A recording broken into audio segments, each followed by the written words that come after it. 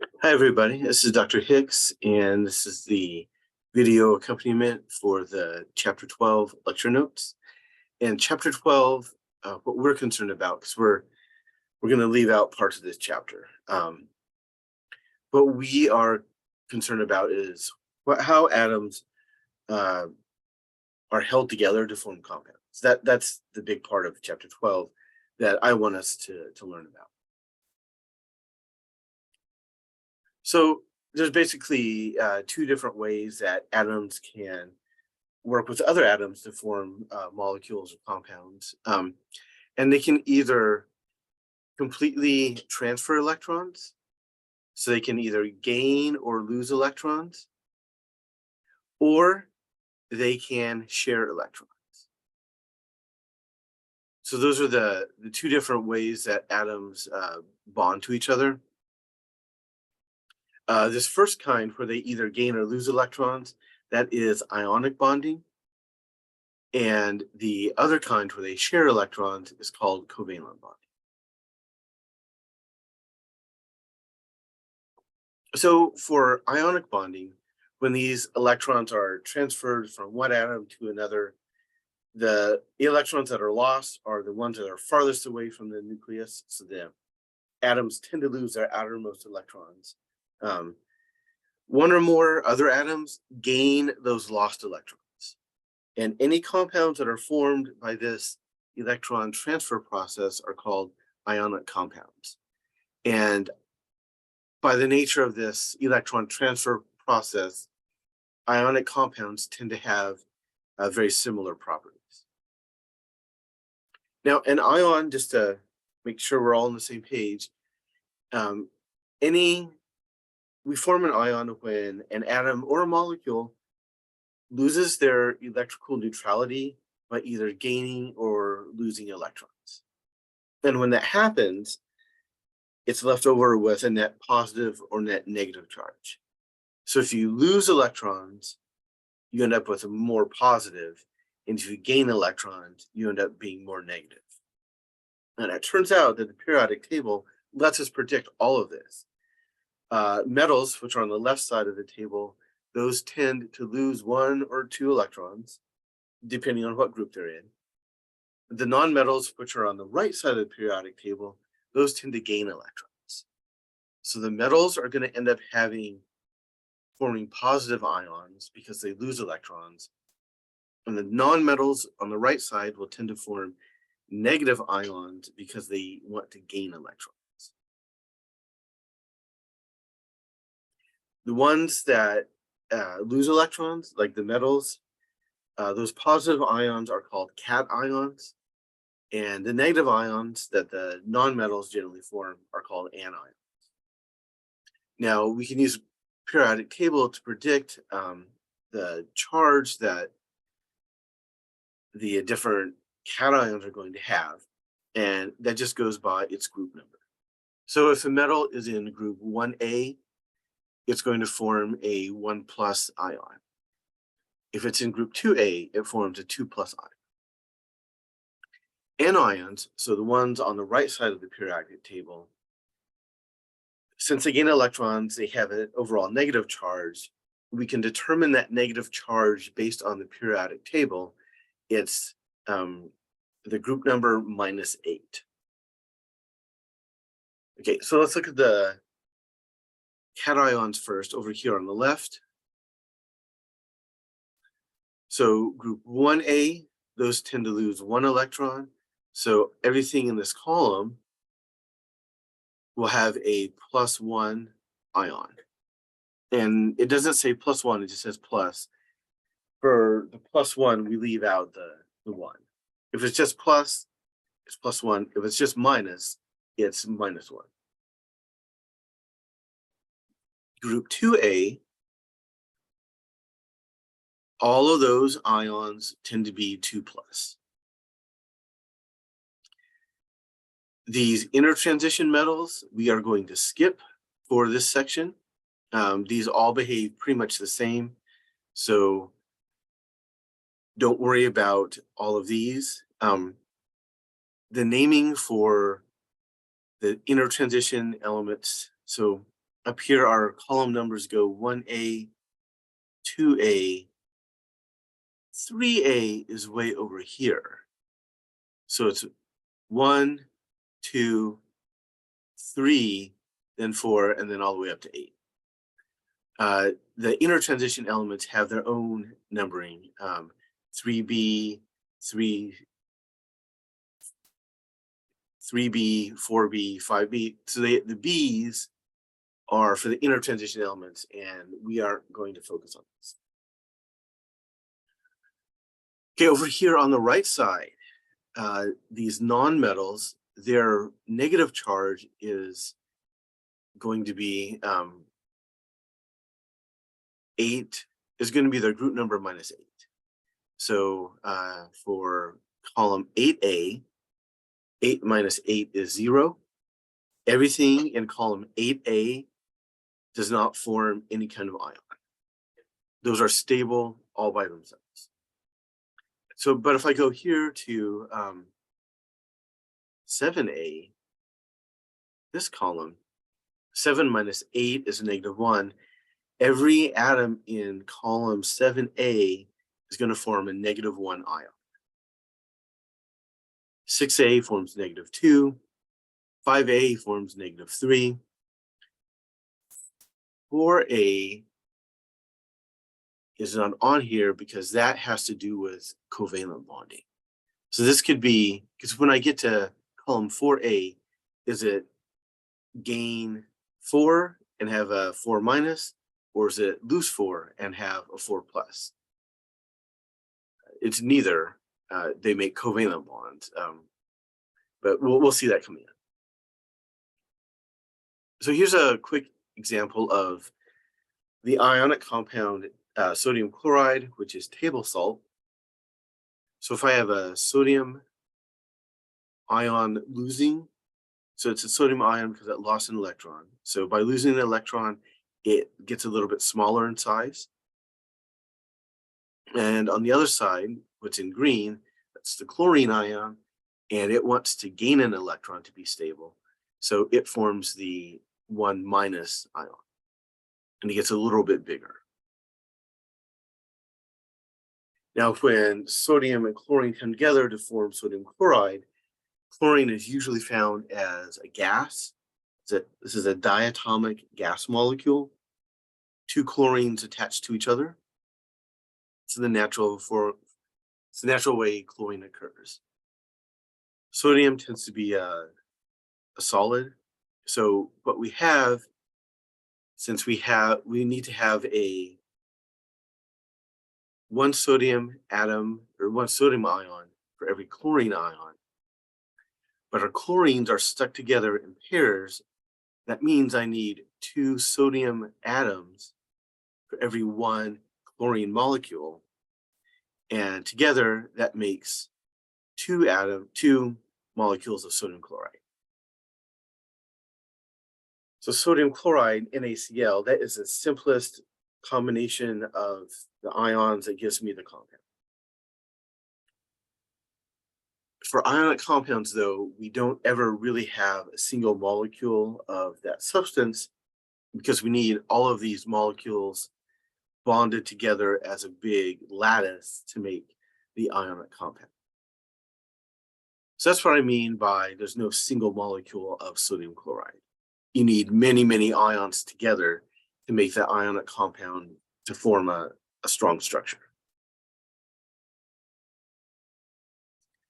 So this is kind of a cartoony picture of what sodium chloride looks like. What we call a single NaCl is a formula unit. It's not a molecule by itself. It's just one of the repeating structures that makes up this whole big solid structure. Here are some pictures of single crystals of sodium chloride. They're pretty transparent.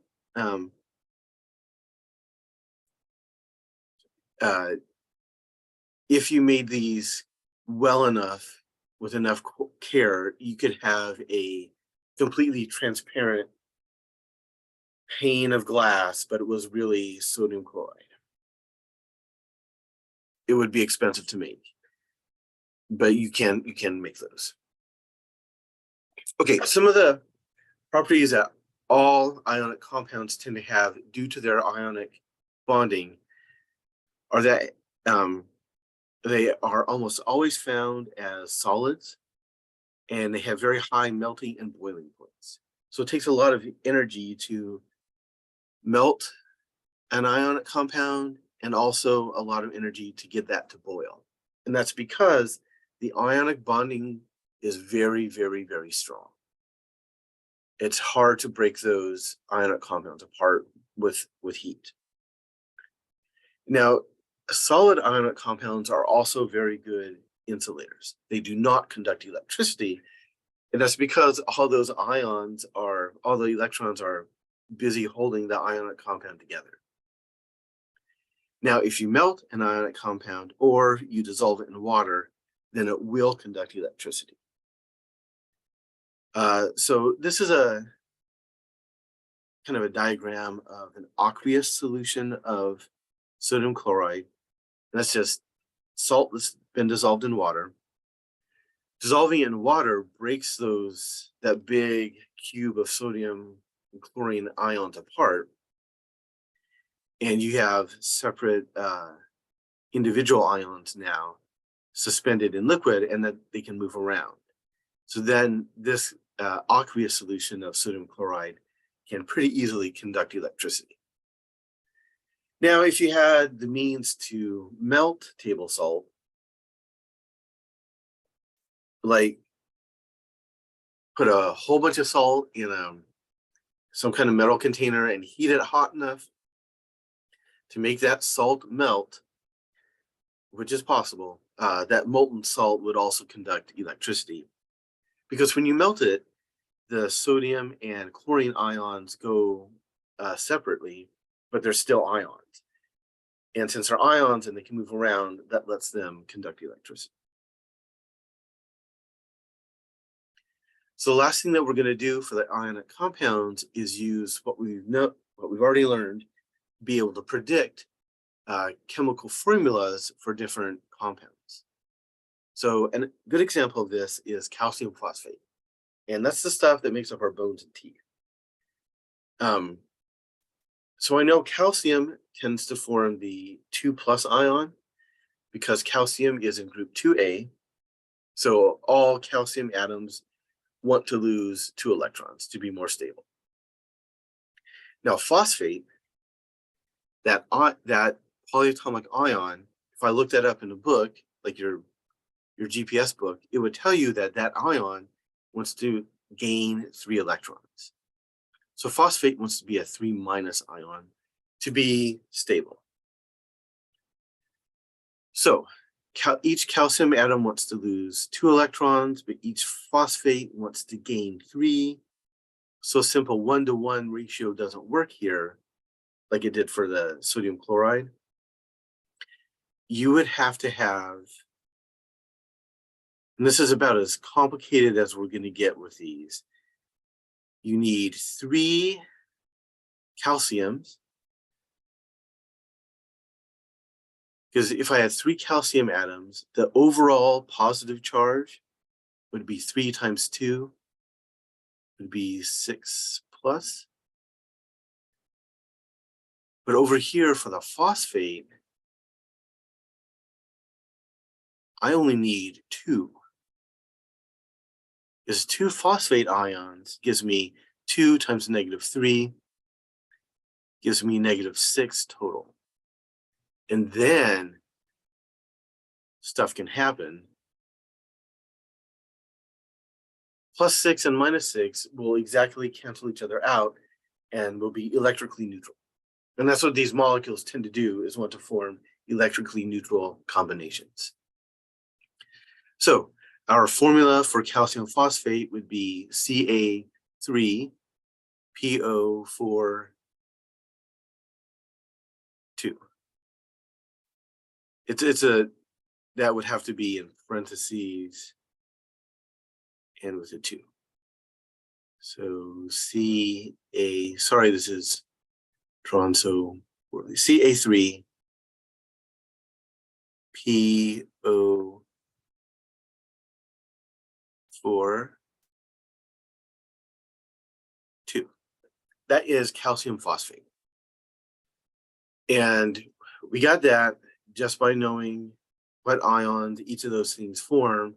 And we know that partially based on the periodic table and partially based on those couple of ions we know from chapter 11.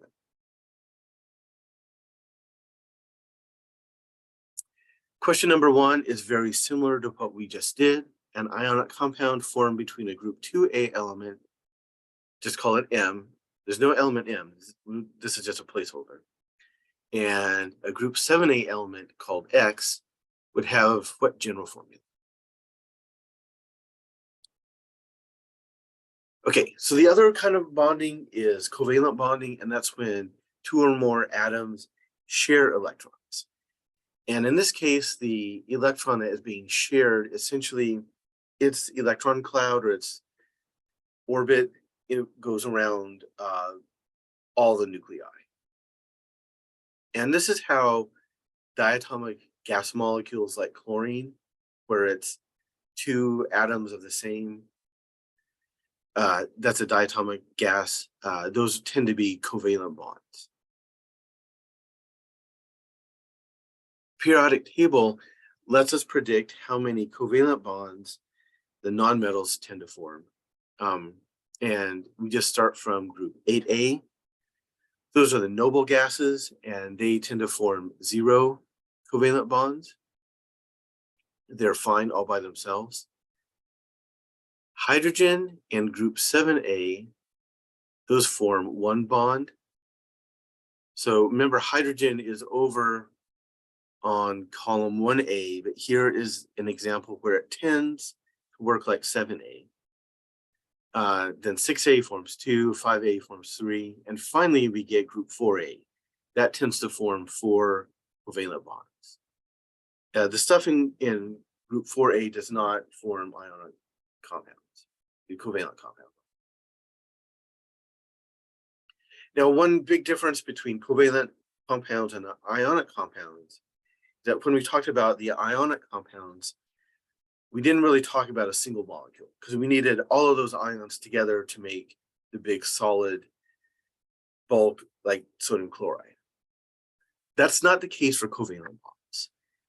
So if I have carbon tetrachloride, so that's CCl4, that is a covalent bond between 1 carbon and 4 chlorine. Chlorine forms, we did that.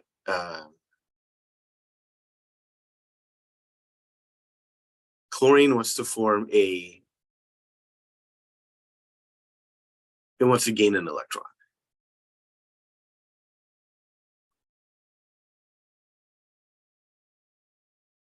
So what's going to happen here with the carbon and the chlorine, chlorine wants to gain an electron. So 4 chlorine are going to want to gain 4 electrons. And they don't actually take them from the carbon. They share the electron. Each chlorine shares an electron with carbon atom. And each carbon atom shares that electron with 4 different chlorines. In that case, you can have a single individual carbon tetrachloride molecule. You don't need a whole bunch of them together to form the material. You just need one. So within that covalent bonded molecule, those bonds are strong. What's holding the CCl4 together, those covalent bonds are strong, but the bonds between different carbon tetrachloride molecules are weak. So between individual molecules, they barely attract each other. But within that molecule, all those 5 atoms really, really hold each other together tightly. Now, we can also have a mixture of ionic and covalent bonds. And we've already kind of talked about that with calcium phosphate. Sodium hydroxide is an ionic compound. And there's an ionic bond between the sodium here and the OH molecule. So the OH polyatomic ion is covalently bonded. So what holds the O and the H together is a covalent bond. But what holds the OH as a unit to the sodium atoms are ionic bonds. So you can mix and match covalent and ionic bonds. It happens all the time. So just to compare and contrast the ionic and covalent compound properties, ionic compounds tend to be found as solids, even like sodium hydroxide.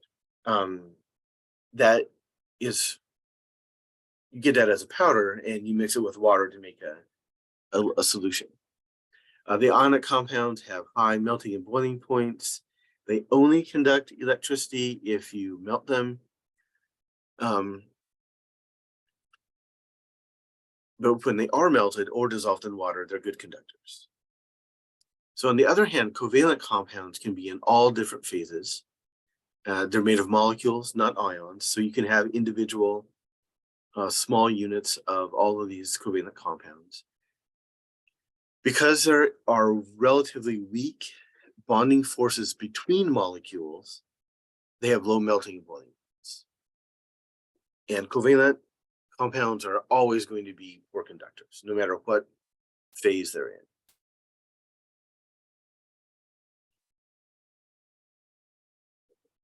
So a quick summary of ionic and covalent bonding. So the starting point on this picture is the two atoms. If I transfer electrons, that's ionic bonding. So this positive one that's gotten smaller, it got smaller and turned positive because it lost an electron. So losing the electron means the nucleus has more positive charge, and that's going to hold the remaining electrons tighter and make that a little bit smaller. So the other one got the electron, and it is bigger and negative for the exact opposite reasons. The one over here got smaller and positive. By gaining an extra electron, there's more negatives than positive, and that means the electron cloud kind of repels itself more, it gets bigger. Exactly the opposite that happened with a positive charge. Now down here, if you share electrons, that's covalent bonding. And there's actually two different types of covalent bonding. Here, where the molecule is kind of a uniform egg shape, the electrons are shared equally. So this is called non-polar covalent bonding. But down here, it's like one of the atoms is kind of hoarding the electrons from the other. They're still sharing, but not quite as much. In that case, one side would be more negative than the other, and this would be a polar molecule. It is still, so this polar molecule is still electrically neutral. It's just that more of the positive is on one side than the other. So it's just not a uniform distribution of charge.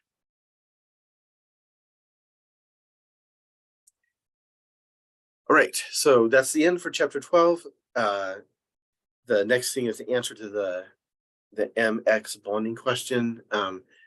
Before you get to that part, please go back and try and work through that. That will, I think, help out being able to do that.